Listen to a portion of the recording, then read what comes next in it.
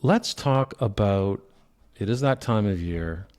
Let's talk about, dare I say, the C word, Christmas.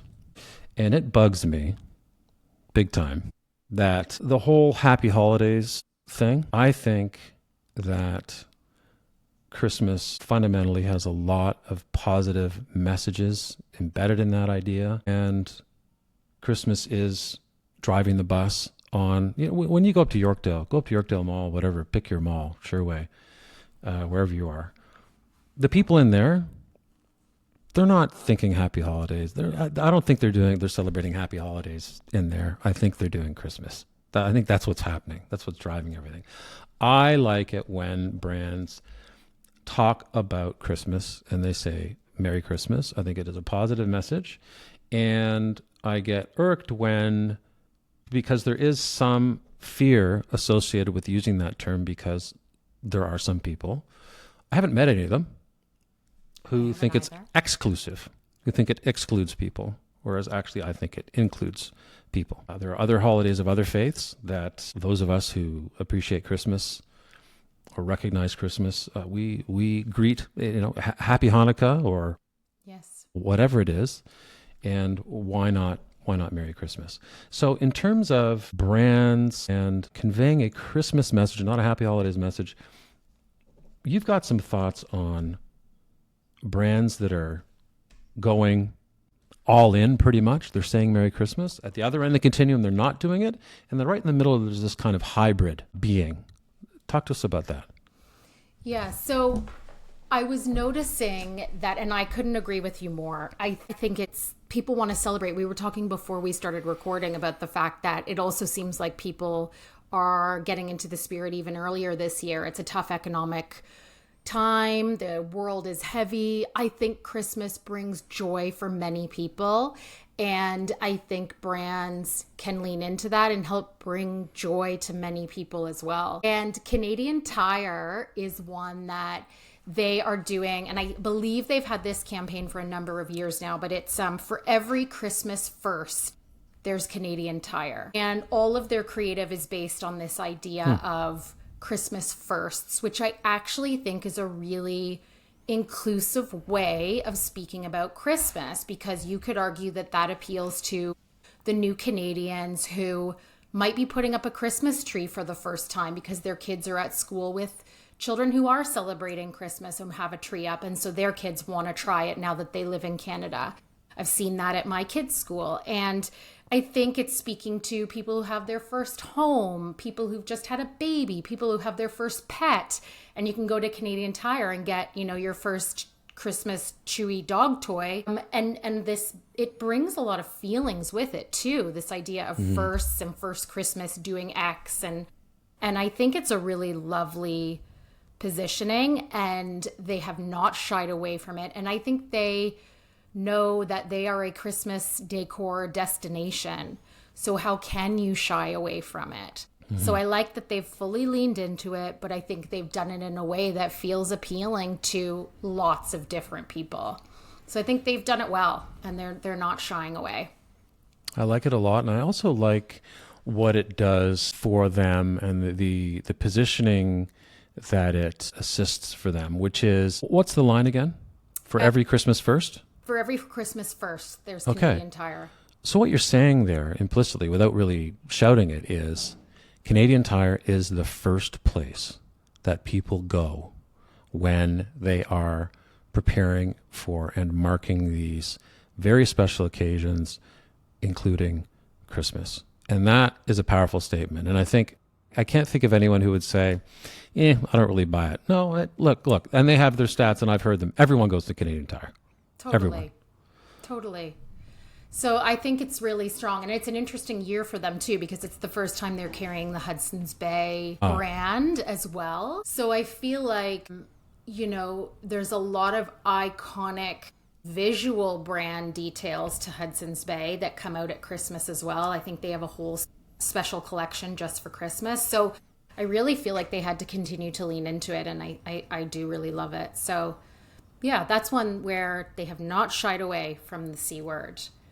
Now there's some that, as you say, are a hybrid, which I feel like I struggle with a little bit. So one example is Coke, which I believe they're actually credited with the visual identity of Santa Claus as we know him today. I believe they put him in a red suit way back when, and Christmas and Santa as an icon in terms of how he looks came from Coca-Cola.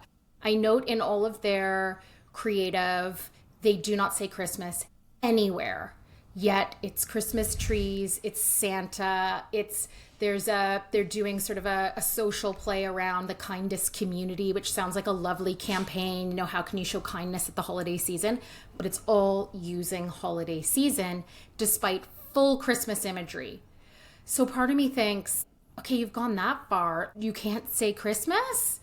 I find that really interesting. What do you think on that one? I like thinking about the actual conversations or communications that take place within an organization or within their agency partners about that kind of thing. And what had to have happened there, because it can't be nudge, nudge, wink, wink when you're running an organization that big. Someone had to write down at some point, we are going to have Christmas trees and Santa Claus. We will not use the word Christmas. Yeah.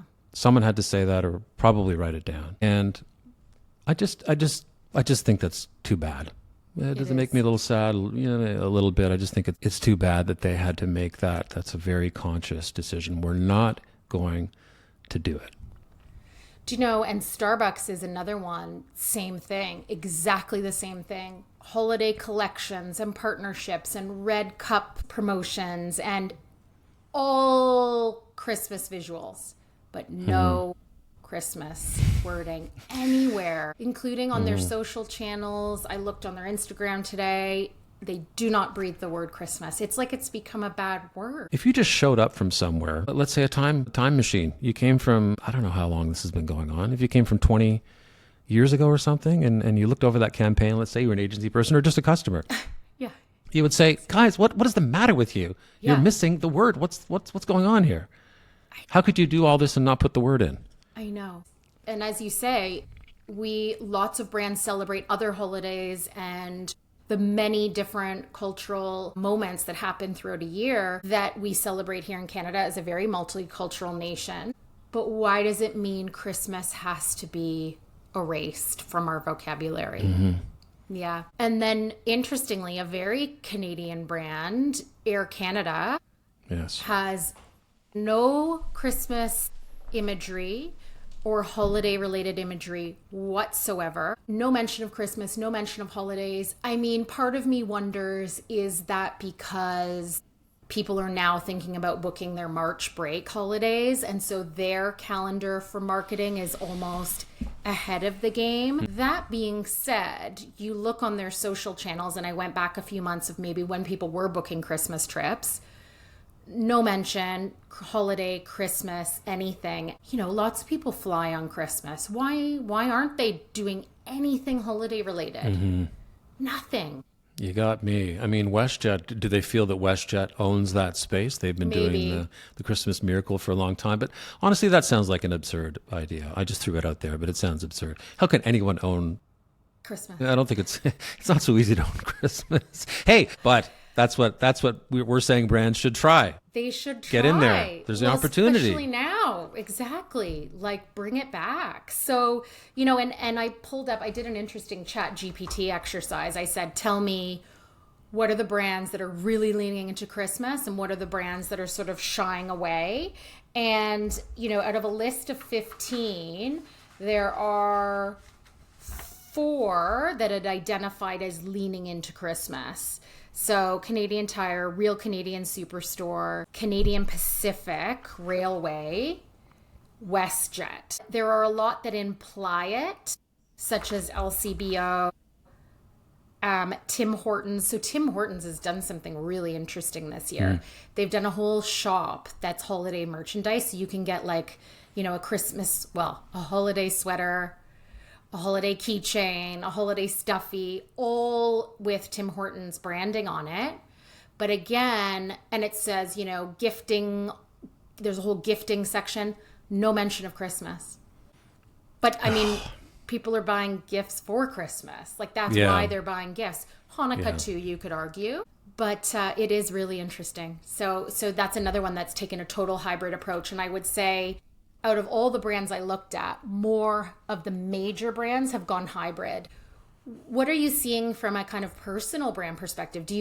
Have you had this discussion with clients? Are they happy to say Merry Christmas? It probably depends on their own personal beliefs, but what are you finding? Most of my clients are happy to say Merry Christmas. Yeah. I should be careful there because I'm not sure they actually do. So maybe I'm not answering that question very well. At the end of the day, there is still some reluctance among some people it's just easier to say happy holidays, right?